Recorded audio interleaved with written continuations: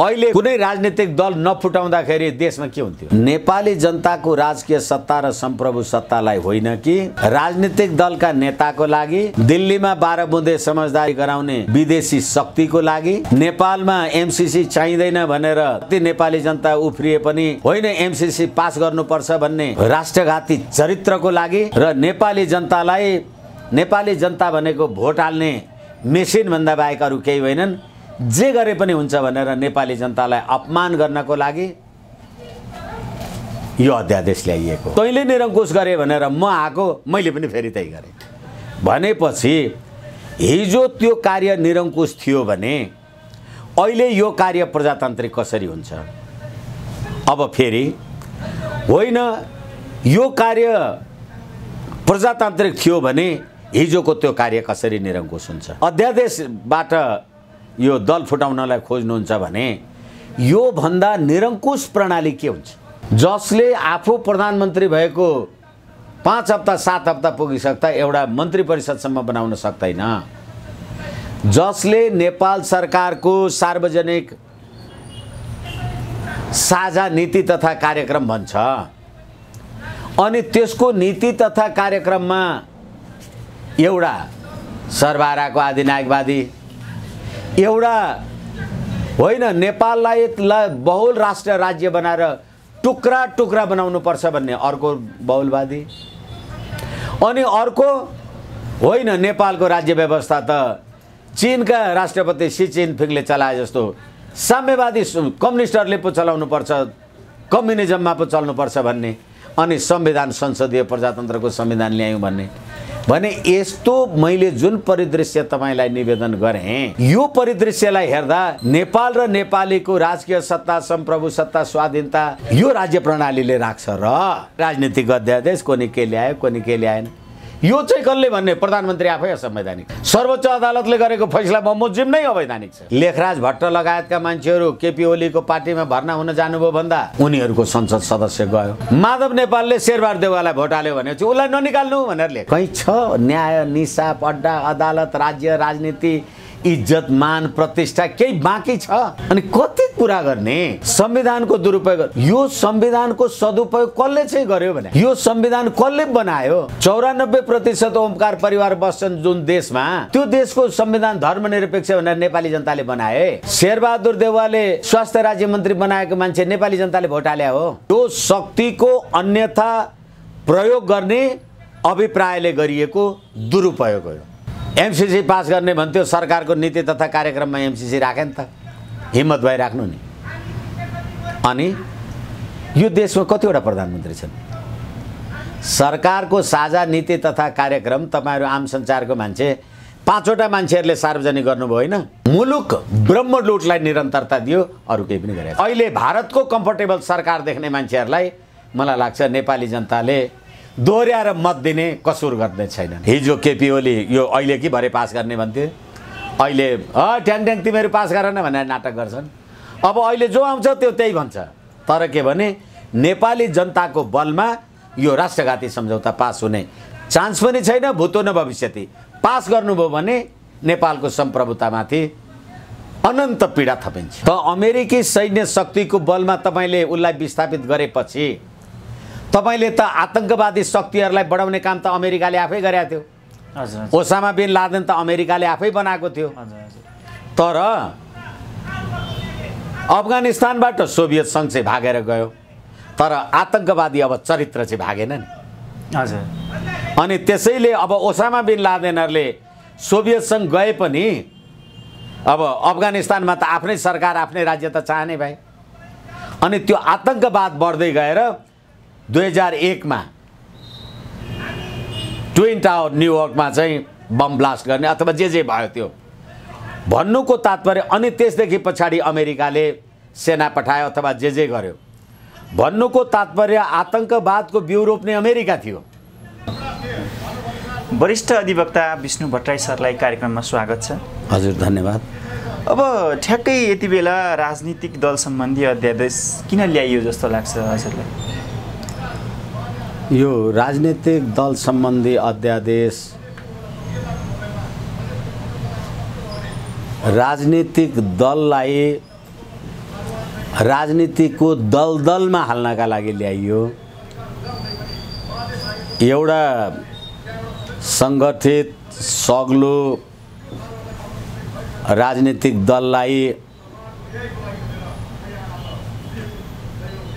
यो श्री 5 को सरकार, अदालतले बनाइदिएको सरकारले आफ्नो राजनीतिक अभिष्ट पूरा गर्नका लागि अरू राजनीतिक दलको शक्तिलाई कमजोर बनाउन, नेपाली जनताले जसलाई जुन उद्देश्य, जुन विचारको आधारमा मतदान गरेका थिए, त्यो नेपाली जनताको उद्देश्य, विचार र भावनालाई बलात् थिचोमिचो गर्न र अपमान गर्न र आफ्नो अस्वस्थ राजनीतिक सत्ता टिकाइराख्ने कुत्सित मनसायद्वारा अभिप्रेरित भएर निर्वाचनको दरमियानमा सूर्य चिन्हमा भोट हालेका मान्छेलाई प्रतिनिधि सभामा आइपुगेपछि रुखमा भोट हाल्न अथवा अन्य राजनीतिक दलको चुनाव चिन्हमा भोट हाल्नका लागि नेपाली जनताको राजकीय सत्ता र सम्प्रभु सत्तामाथि बलात् उपेक्षा गर्नलाई यो राजनीतिक दल विभाजन सम्बन्धी अध्यादेश ल्याइएको हो। त्यसै गरेर यो राजनीतिक दल विभाजन सम्बन्धी अध्यादेश नेपाली जनताको संस्था, अब नेपाली जनताको संस्था भन्ने हो कि सर्वोच्च अदालतले राखिदिएको संस्था भन्ने हो, यसमा बहस विवाद आफ्नो ठाउँमा छन्। त्यो संस्था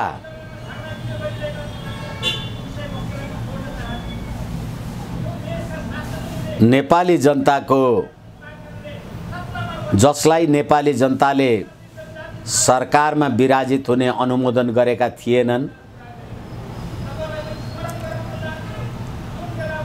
अदालतको परमादेशबाट, जनताको आदेशबाट पनि होइन, जनताको मतादेशबाट पनि होइन, अदालतको परमादेशद्वारा तपाईं सरकारमा बस्नुहुन्छ र वर्तमान प्रधानमन्त्री जति मलाई लाग्छ सायद संसारको इतिहासमा प्रधानमन्त्रीको रूपमा वर्तमान नेपालका प्रधानमन्त्री जस्तो अत्यन्त आलोचित, अत्यन्त विवादास्पद र अत्यन्त अस्थिर र अधीर कुनै पनि व्यक्तित्व सायद छैन होला। मैले यो कुरा यसकारणले निवेदन गर्दैछु, तपाईलाई श्री 5हरूले प्रधानमन्त्री बनाइदिएपछि साउन 3 गते विश्वासको मत लिँदा तपाईले 165 संसद सदस्यको विश्वासको मत प्राप्त गरे त भन्नुभयो, तर सरकार बनेको महिना दिन लागिसक्यो, अब 5 हप्ता पनि हुन लागिसक्यो, एउटा मन्त्री परिषद बनाउन सक्नुहुन्न।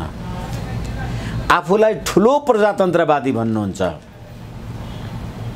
अहिले नेपाली जनताको प्रतिनिधि सभाको बैठक, नेपाली जनताको प्रतिनिधि सभाको संसद अधिवेशन साउन 32 गते बलात् बन्द गरेर 1 गते आफ्नो मन खुसी अध्यादेश ल्याउनुहुन्छ। तपाईं कति लोकप्रिय होला? तपाईलाई अस्ति 165 जनाले मत दिए भनेको कुरा वास्तवमा नाटकीय कुरा रहेछ त। यो सरकारले यो 30 दिनमा नेपाली जनताको हित, उन्नति, प्रगति, शान्ति, समृद्धिका लागि के गर्यो? तपाईले प्रतिनिधि सभा विघटन हुँदाखेरिको पनि अर्बौंको तलब खानुभयो। दिनै पछि संसदको बैठक बसेर भत्ता, तलब र सुविधा अर्बौं एकातिर लुट्नुभयो। एउटा विधेयक ल्याउनु भएन। अहिले अध्यादेश भनेको म तपाईलाई निवेदन गरौँ, यिनीहरूको संविधानको धारा 114 संघीय संसदको बैठक नबसेको अवस्थामा तत्काल केही गर्न आवश्यक ठानेमा, आवश्यक भएमा परेमा नेपाल मन्त्री परिषदको सिफारिसमा राष्ट्रपतिले अध्यादेश जारी गर्छ। अहिले दल विभाजन सम्बन्धी अध्यादेश तपाईले जे ल्याउनु भएको थियो, यो तत्काल के गर्न आवश्यक पर्यो? के गर्न अहिले तत्काल आवश्यक पर्यो र तपाईले यो अध्यादेश ल्याउनु भयो? अब ठ्याक्कै यति बेला यो देउवा नेतृत्वको सरकारले केन्द्रीय समिति वा संसदीय दलमा जुन 20% पुगे दल विभाजन गर्न मिल्ने गरी अध्यादेश ल्याएको छ। अब यसले भावी राजनीतिमा पार्ने असरलाई चाहिँ यहाँहरूले कसरी बुझ्नुहुन्छ? कस्तो कस्तो असरहरू पर्ला भावी राजनीतिमा? यसले सबैभन्दा ठुलो नेपाली जनताको राजकीय सत्ता र सम्प्रभु सत्तालाई होइन कि राजनीतिक दलका नेताको लागि दिल्लीमा 12 बुँदे समझदारी गराउने विदेशी शक्तिको लागि, नेपालमा एमसीसी चाहिँदैन भनेर जति नेपाली जनता उफ्रिए पनि होइन एमसीसी पास गर्नुपर्छ भन्ने राष्ट्रघाती चरित्रको लागि र नेपाली जनता भनेको भोट हाल्ने मेसिन भन्दा बाहेक अरू केही होइनन्, जे गरे पनि हुन्छ भनेर नेपाली जनतालाई अपमान गर्नको लागि यो अध्यादेश ल्याइएको। अब ठ्याक्कै संसद अधिवेशन एकाएक अन्त्य गरियो र अध्यादेश ल्याइयो। अब हिजो ओली सरकारलाई विरोध गर्नेहरू आज के ओलीकै बाटोमा हिँडेका हुन्? मैले धेरैचोटि निवेदन गरेको छु, सधैँभरि भन्ने गरेको छु, म यो राज्य प्रणालीकै पक्षधर व्यक्ति होइन। हजुर, संघीय लोकतान्त्रिक गणतन्त्र भनेको कुन नाटक नौटङ्की रहेछ भन्ने अहिले तपाईको प्रश्नले नै त्यसको उत्तर दियो। हिजो त्यही कुरा तपाईले गर्दा अलोकतान्त्रिक निरङ्कुश, अनि तैँले निरङ्कुश गरे भनेर म आएको, मैले पनि फेरि त्यही गरेँ भनेपछि हिजो त्यो कार्य निरङ्कुश थियो भने अहिले यो कार्य प्रजातान्त्रिक कसरी हुन्छ?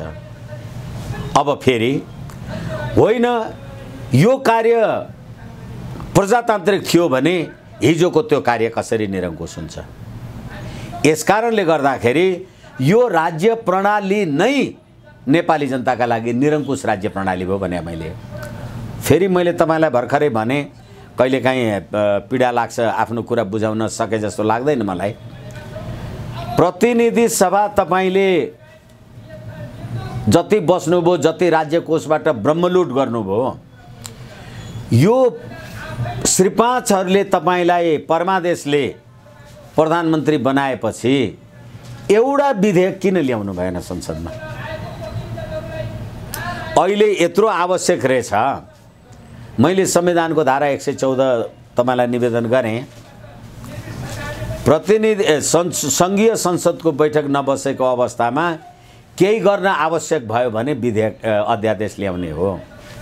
अहिलेसम्म बैठक बसिया छ, तपाईँ विधेयक ल्याउनुहुन्न भने त्यसलाई बन्द गरेर अध्यादेशबाट यो दल फुटाउनलाई खोज्नुहुन्छ भने यो भन्दा निरङ्कुश प्रणाली के हुन्छ?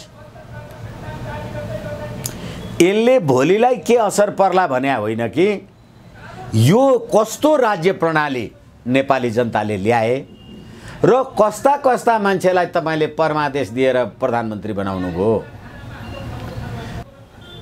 त्यसैले यो पात्र प्रवृत्ति प्रणाली, यो चरित्र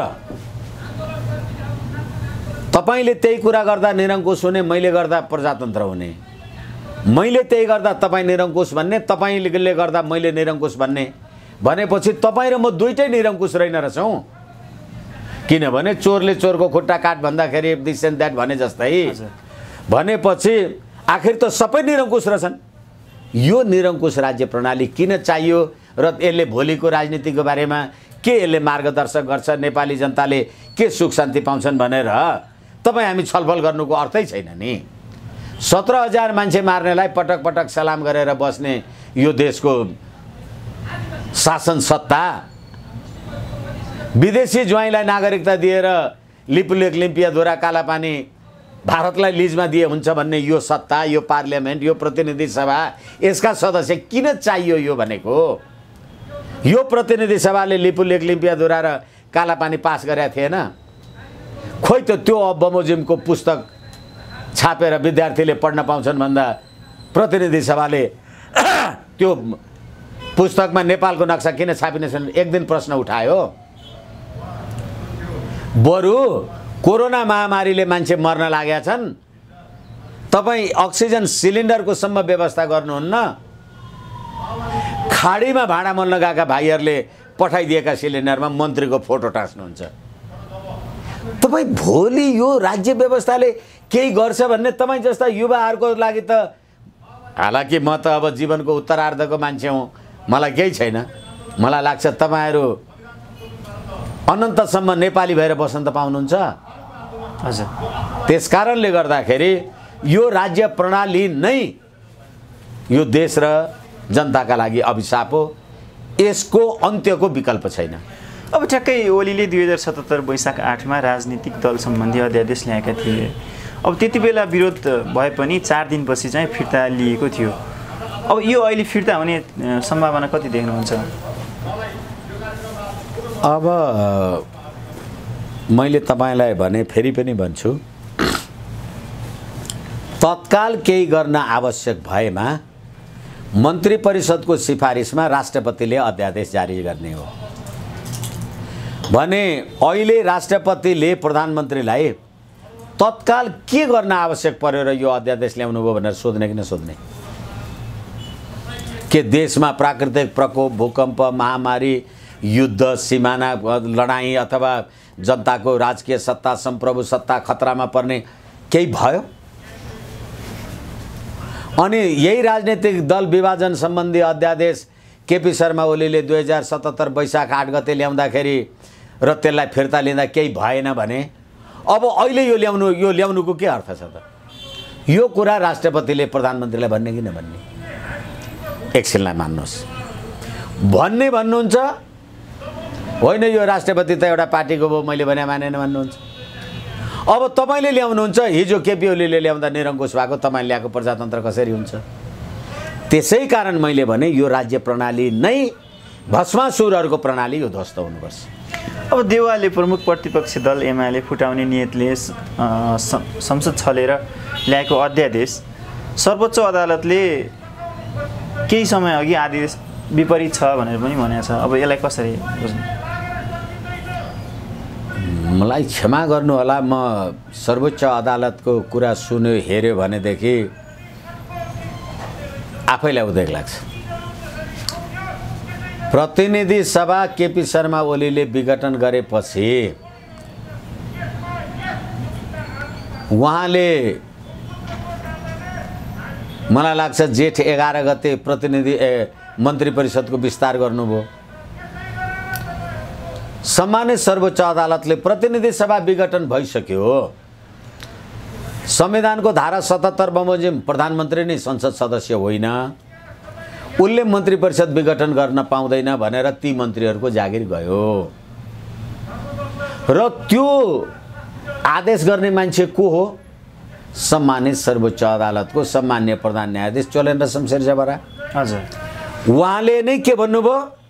प्रतिनिधि सभा विघटन भइसक्यो, अब मन्त्रीहरू असंवैधानिक हुन् भनेर मन्त्रीहरू खारेज भयो। तिनै चोलेन्द्र शमशेरले असार 28 गते के भन्नुभयो? केपी शर्मा ओलीले जेठ 8 गते प्रतिनिधि सभा विघटन गरेको कुरा असंवैधानिक छ, परमादेश जारी हुन्छ भन्नुभयो। अब के भन्नुहुन्छ यो अदालतलाई? के भन्नुहुन्छ तपाईहरू? यो दुईटा कुरा राखेर आम नेपाली जनताले यो अदालतलाई भनौँ। अर्को कुरा, साउन 15 गते सम्मानित सर्वोच्च अदालतका न्यायाधीश हरिकृष्ण कार्कीले सर्वोच्च अदालतका सम्मान्य प्रधान न्यायाधीश समक्ष प्रतिवेदन बुझाउनुभयो। अदालतमा भ्रष्टाचार छ, अदालतमा बिचौलिया छ, अदालत पूर्ण रूपले राजनीतिक दल राजनीतिक नेताहरू त्यसको भागभण्डामा छ भनेर भन्ने, अनि अहिले प्रतिनिधि सभा विघटन भयो मन्त्री राख्न पाउँदैनस् भन्ने, भोलि प्रतिनिधि सभा पुनर्स्थापना गर्ने भनेपछि अदालत आफै भ्रष्ट छ र राजनीतिक इच्छा र आकाङ्क्षाको हिसाबमा हिँडेको छ भनिसकेपछि अब अदालतले कुन पार्टीले के भन्छ, कतिखेर के निर्णय गर्छ होला भनेर गर्छ कि नभनी गर्छ कि यो विश्लेषण गर्दा के भन्ने होइन भने यही सर्वोच्च अदालतले यो सरकारको प्रधानमन्त्रीलाई 2078 असार 29 गते मङ्गलबार 5 बजे भित्र प्रधानमन्त्रीको शपथ ग्रहण गराउनु भनेको थियो। शेरबहादुर देउवाले शपथ ग्रहण कहिले गर्नुभयो? 2078 असार 29 गते मङ्गलबार 8:30 बजी। 29 गते मङ्गलबार 5 बजी भित्र सर्वोच्च अदालतको आदेश बमोजिम तपाईँ 5 बजे भित्र हो प्रधानमन्त्री, 6 बजेपछि होइन। कसरी हुनु? राष्ट्रपतिलाई 5 बजे भित्र शपथ ग्रहण गराउनु भनेर त्यो फैसलाको पेज 157-58 मा लेखा छ। राष्ट्रपतिले 5 बजे पछाडि किन शपथ ग्रहण गराउनु? कोही सुन्छ, कोही बोल्छ, कोही हेर्छ। अब अहिले राजनीतिक अध्यादेश कोनी के ल्यायो, कोनी के ल्याएन, यो चाहिँ कसले भन्ने? प्रधानमन्त्री आफै असंवैधानिक छ। सर्वोच्च अदालतले गरेको फैसला बमोजिम नै अवैधानिक छ। ठ्याक्कै म यही क्वेसन राखेँ। अब यति बेला ठ्याक्कै देउवाले संवैधानिक व्यवस्थाको दुरुपयोग गरेको पाइयो नि है। संविधान नै तपाईँले त्यस्तो बनाउनु भयो। मैले अहिले अदालतको उदाहरण दिएँ तपाईँलाई। त्यसकारणले गर्दाखेरि अध्यादेश ल्याउने तत्काल केही गर्नलाई आवश्यक परेमा मैले धेरैचोटि भनिसकेँ, अहिले तत्काल के गर्नु पर्यो? अथवा यो राजनीतिक दल विभाजन सम्बन्धी राजनीतिक दल सम्बन्धी ऐन 2073 को दफा 26, 28, 33 यिनीहरूलाई संशोधन नगर्दा के हुन्थ्यो? किनभने यो सरकार भनेको त नेकपा माओवादी केन्द्र छोडेर नेपाली जनताले चिन्छन्, अनि आफ्नो आर्जु देउवाको जे आम सञ्चारमा आएको छ बिजनेस पार्टनरलाई पहिले ल्याएर बनाएपछि संविधानको सदुपयोग भयो कि दुरुपयोग भयो? अहिले मात्रै दुरुपयोग देख्नुहुन्छ तपाईँहरू। यस कारणले गर्दा फेरि पनि मैले दोहोऱ्याएर भने यो राज्य प्रणाली, यो संविधान, यो व्यवस्था नेपाल र नेपाली जनताको लागि यो अभिशाप हो। यसको अन्त्य हुनुको विकल्पै छैन। अब विष्णु सर, यो राजनीतिक उद्देश्य प्राप्तिका लागि विधायिका छलेर ल्याइएको अध्यादेशलाई संवैधानिक वैधता दिन मिल्छ या मिल्दैन? हामीले यति कुरा गरिसक्यौँ, कुनै मूल्यमा संवैधानिक वैधता दिन मिल्दैन। तत्काल केही गर्न आवश्यक पर्यो भने तपाईले अध्यादेश ल्याउने हो।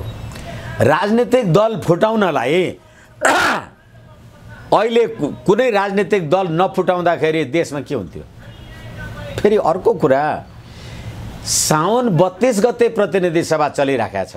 हजुर, 1 गते अध्यादेश ल्याउनुहुन्छ तपाईले। 32 गते पार्लियामेन्टमा लगेर अथवा 1 गते, 2 गते, 3 गते संसद चल्न दिएर त्यहाँ विधेयक ल्याएको भए के हुन्थ्यो? किनभने तपाईको 165 को संसद सदस्य भनेको त्यो नाटक हो। तपाईको एउटा विधेयक पनि पास हुँदैन थियो, पास नहुने बित्तिकै तपाईँ सत्ताबाट च्युत हुनुपर्छ। त्यसकारणले कलरेबल एक्सरसाइज अफ पावर भन्छौँ हामी। यो शक्तिको अन्यथा प्रयोग गर्ने अभिप्रायले गरिएको दुरुपयोग हो। अब ठ्याक्कै यो वर्तमान राजनीतिमा देउवाको काम कार्यवाहीलाई चाहिँ यहाँले कसरी लिनुहुन्छ? के काम छ र के कार्यवाही छ र के लिनु भनेको? एमसीसी पास गर्ने भन्थ्यो, सरकारको नीति तथा कार्यक्रममा एमसीसी राखे नि त, हिम्मत भई राख्नु नि। अनि यो देशमा कतिवटा प्रधानमन्त्री छन्? सरकारको साझा नीति तथा कार्यक्रम तपाईहरु आम सञ्चारको मान्छे 5 वटा मान्छेहरूले सार्वजनिक गर्नुभयो होइन? भनेदेखि यो 5 वटा प्रधानमन्त्रीले चलाएको सरकार हो। अथवा भर्खरै हामीले कुरा गरिसक्यौं 165 को संसद सदस्य तपाई प्रधानमन्त्री भएको 5 हप्ता हुन लागिसक्यो, मन्त्री परिषद बनाउनु भयो। अझ पुष्पकमल दाहाल भन्ने मान्छे त मेरो त पार्टीका 49 जनालाई मन्त्री बनाइदिने भयो, अब म त पागल भएँ भन्थे। कोही मन्त्री भएन हुन पाइने भने त झुन्डेर मर्छु, बिस खान्छु भन्न थाल्ने भए। नेपाल र नेपाली जनताको लागि के भयो? त्यसकारण यो सरकारले के गर्यो भन्दा होइन, यो सरकारले अहिले मुलुक ब्रह्मलुटलाई निरन्तरता दियो, अरू केही पनि गरेको छैन। अब ठ्याक्कै यति बेला प्रचण्डले त आउँदो चुनावमा त म 1 नम्बरको पार्टी, हामी चाहिँ 1 नम्बरको पार्टी हुन्छौँ भनेर पनि भन्नुभएको छ कि सम्भव छ उहाँ 1 नम्बरको पार्टी हुनलाई? होइन, मैले त तपाईँलाई निवेदन गरेँ, अब तपाईँहरूको के कुरा हो, यो राज्य प्रणाली नै अन्त्य हुन्छ भनेर मैले भनिराखेको छु। अब म 1 नम्बरको पार्टी र 2 नम्बरको पार्टीमा म यो बहस छलफल गर्नुको केही अर्थ छैन। र फेरि 17,000 का ज्यानमारा हत्यारा पृष्ठभूमिका मानिस, हजुर, क्यान्टोनमेन्टको अरबौँका भ्रष्टहरू र अहिले भारतको कम्फर्टेबल सरकार देख्ने मान्छेहरूलाई मलाई लाग्छ नेपाली जनताले दोहोऱ्याएर मत दिने कसुर गर्दै छैनन्। अब जनस्तरबाट यो जुन किसिमको एमसिसी राष्ट्रघाती कदम भने पनि सरकारले यति बेला कुनै पनि प्रतिक्रिया दिएको छैन। अब यसलाई कसरी लिने सर? प्रतिक्रिया दिनका लागि त तपाईसँग हिम्मत हुनु पर्यो। यो नेपाली जनताको बलमा हो, यो फेरि पार्लियामेन्टको बलमा होइन। हजुर, हिजो केपी ओली यो अहिले कि भरे पास गर्ने भन्थे, अहिले ट्याङ ट्याङ तिमीहरू पास गर न भनेर नाटक गर्छन्। अब अहिले जो आउँछ त्यो त्यही भन्छ। तर के भने नेपाली जनताको बलमा यो राष्ट्रघाती सम्झौता पास हुने चान्स पनि छैन, भूतो न भविष्यति। पास गर्नुभयो भने नेपालको सम्प्रभुतामाथि अनन्त पीडा थपिन्छ। अब थोरै प्रसङ्ग मैले अलिकति सरलाई अफगानको बारेमा राख्न लाएँ। अफगान यति बेला चाहिँ सबैको चाहिँ केन्द्र बनेको छ। एउटा विश्व राजनीतिलाई हेर्दा चाहिँ यति बेला ध्यान सबैको त्यतै अफगानतिरै छ। अब यो घटनालाई चाहिँ कसरी लिनुहुन्छ अफगानको जुन किसिमको? अब कुरा टुङ्गियो भन्दा भन्दै तपाईँले लामो प्रश्नको लागि, लामो उत्तरको लागि प्रश्न राखे जस्तो भयो मलाई। सन् 1990 मा सोभियत सङ्घको दबदबाबाट अफगानिस्तानलाई मुक्त गर्नको लागि अमेरिकाले नै ओसामा बिन लादेन तालिबानहरूलाई पृष्ठपोषण गरेको थियो। हजुर, गर्दा गर्दै तालिबानहरूको शक्ति बढेर त आयो। शक्ति बढेर आउँदा आउँदै त्यहाँ रहेको अफगानिस्तानमा रहेको त्यहाँको राज संस्थालाई विस्थापित त गर्नुभयो तपाईँले, तर कसको बलमा? अमेरिकी सैन्य शक्तिको बलमा। र त्यो आतंकवादलाई अन्त्य गर्नका लागि अमेरिकाले 20 वर्ष 10 वर्ष युद्ध लडे पनि अहिले आएर अन्ततोगत अमेरिकी सेना फिर्ता गर्नु पर्यो। फेरि तालिबानहरूकै सरकार त राज्य त छोड्नु पर्यो नि। अब ठ्याक्कै 20 वर्षपछि फेरि यो तालिबान चाहिँ आफ्नो एउटा सत्तामा आएको छ। अब जुन यो 20 वर्षपछि आएको सत्ता चाहिँ त्यहाँका आम जनतालाई चाहिँ खुसी बनाएर अगाडि बढ्न सक्ला तालिबान? एकछिन मैले अर्कै निवेदन गर्न चाहिरहेको छु। हजुर, भनेपछि तपाईँले विदेशी शक्ति ल्याएर राज्य सत्ता सञ्चालन गर्नुभयो भने अफगानिस्तान हुने रहेछ। 20 वर्ष पछाडि पनि स्थानीय शक्तिले होला, तालिबानहरू आतङ्ककारी होलान्, त्यसमा हामी कुरा गरौँला। तर अहिले उनीहरूकै शक्तिले उनीहरू स्थापित भए। अहिले तपाईँले 62-63 को 12 बुँदे समझदारी गरेर जे ल्याउनु भएको छ नि, हो अमेरिकामा जब 1990 मा त्यहाँका शासकहरूलाई विस्थापित गर्नलाई अमेरिकाले जे शक्ति लगाएको थियो, त्यही 12 बुँदेको शक्तिको यो नौटङ्की हो, जसले 17,000 मान्छे मारेको छ। अनि अहिले अब तपाईँ एमसिसी र बिआरआई भन्नुहुन्छ। हजुर, चीन र अमेरिका दुईटा प्रखर द्वन्द्वकारी देश, संसारका शक्तिशाली देश। रसुवा केरुङ काठमाडौँ रेलमार्ग चीनले ल्याउने, रसुवा केरुङ काठमाडौँ बुटवल गोरखपुर पिच मार्ग विद्युत मार्ग अमेरिकाले ल्याउने। एउटै ठाउँमा अमेरिका र चीन उपस्थित भएपछि के हुन्छ त्यो चाहिँ हेर्नुस् न उहाँको कुरा किन हेर्नुहुन्छ अब नेपाल चाहिँ त्यहाँ आउँदैछ भनेपछि अबको अनि एकैछिन हजुर त्यसै कारणले गर्दा अहिले तालिबानहरूले हामी कसैसँग प्रतिशोध लिँदैनौँ आदि इत्यादि गर्दैनौँ भनेर उनीहरूले भनिरहेका छन् भने हिजो विदेशी शक्तिको कठपुतलीहरू थिए ए घानीहरू भागेर जानु पर्यो नि त तर अफगानी जनता त कहाँ भाग्ने त्यसैले जनतासँग हाम्रो प्रतिकार छैन प्रतिशोध छैन भनिसकेपछि अफगानिस्तानमा हेर्नुभयो घानी भाग्नु पर्यो नेपालमा तपाईँले गणतन्त्र ल्याउँदा ज्ञानेन्द्र त भागेको छैन नि हिसाब यसरी हेर्ने तर ठ्याक्कै अफगानमा यति बेला घानी भागिसकेपछि उपराष्ट्रपतिले चाहिँ अबको कार्यवाहक चाहिँ म हो राष्ट्रपति भनेर चाहिँ वक्तव्य जाहेर गर्नुभएको छ होइन उहाँले जे वक्तव्य जारी गर्नुहोला उहाँले जे वक्तव्य जारी गर्नु नहोला अहिले 2-3 दिनकै परिस्थिति छ अहिले परिस्थिति म्याच्योर भइसक्यो भन्न सकिन्न तर मैले के भने राष्ट्रियताको प्रश्न तपाईँलाई राखिराखेको छु 20 वर्ष लडाइँ गर्दाखेरि कति 2.6 कि 3.6 ट्रिलियन डलर अमेरिका खर्च भयो हजुर र 2,40,000 मान्छे मारिए आखिर आउन त फेरि तालिबान आउने रहेछ अमेरिका त फर्क्यो नि भियतनाममा पनि अमेरिकाले त्यही गरे नि हजुर हजुर अनि अहिले एमसीसी यसलाई हेर्नुस् न यहाँ तपाईँ आफू बाँच्नुहोस् राष्ट्र बाँचौँ देश बाँचोस् बाँचिरह्यौँ भने तालिबानवाला कुरा गरौँला अफगानिस्तान युरोप अमेरिका जे गरौँला तर अहिलेको राज्य सत्ताले मुलुकलाई त्यो नियतिमा पुर्याउँदैछ किनभने सामन्त गोयल मध्यरातमा आएर 12-1 बजीसम्म यो देशका प्रधानमन्त्रीसँग के कुरा गर्छन् हाउ यान्छी राष्ट्रपति लगायतका हरेक राजनीतिक दलसँग के कुरा गर्छन्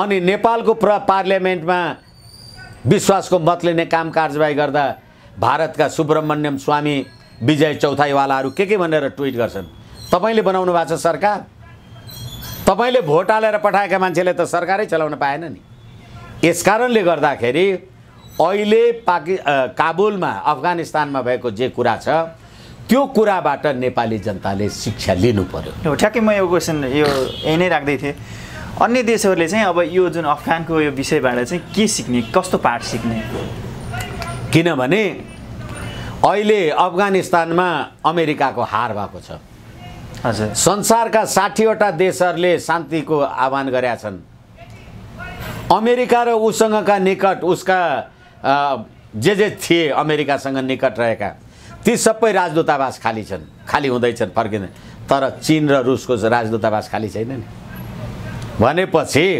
अहिलेको तालिबानीहरूको राज्य सत्ताको आरोहणमा चिनिया शक्तिको अदृश्य संलग्नता छैन भनेर कसरी भन्ने हजुर यसै कारणले गर्दाखेरि मैले फेरि पनि तपाईलाई दोहोर्याएर निवेदन गरेँ त्यो बाट हेरेर अहिले एमसीसी र बीआरआईको कुरा गर्नुस् त्यसलाई हेरेर दिल्लीमा गएर 12 बुँदे समझदारी गर्ने तपाईँ पनि नेपाली म पनि नेपाली हामी कांग्रेस एमाले माओवादी जेसुकै होलाौँ हिजो माओवादीको टाउको काटेर झोलामा हालेर ले र त्यो झोलाभरि पैसा लिएर जा भन्ने अहिले टाउको काट्ने र झोलामा पैसा हाल्नेहरू एकै ठाउँमा छैनन् कसले बनाएको नेपाली जनताले बनायो तपाईले भोट दिएको हो परमादेश शेर्पाचहरूको अनि त्यो ट्विट गर्नेको सुब्रमण्यम स्वामी अनि केपी शर्मा ओलीलाई युवराज खतिवडालाई अमेरिकाको राजदूत बनाउनु पर्छ भनेर माइक पोम्पियोले फोन गर्यो भने त अमेरिकाबाट आएको कुरा तपाईँ के छ देशमा यो व्यवस्था तपाईको हो यसैले मैले धेरैचोटि भनिराखेको छु यो राज्य प्रणालीको अन्त्य भएन भने अफगानिस्तानले 20औं वर्ष दुःख पाएर अहिले फिर्ता गरे जस्तो तर हामी त चीन र भारत जस्ता उदीयमान शक्तिहरूको बीचमा छौं त्यो बेनिफिट हामीलाई छैन हामी समाप्त हुन सकिन्छौं र यो देशलाई देशको सेनालाई लकीरको फकीर भन्ने हैन यो राज्य प्रणाली नेपाली टोपी राष्ट्रिय झण्डा डढाउने प्रणाली होइन हजुर अनि अब भोलि जनताले यो व्यवस्थाबाट के सुख पाउलान् भनेर सोध्ने प्रश्न उत्तर हामी गरिरहनु के अर्थ छ मलाई त्यस्तो लाग्छ हस् कार्यक्रममा यहाँका विचारहरू राखिदिनु यहाँलाई धेरै धेरै धन्यवाद हस् धन्यवाद नमस्कार प्रणाम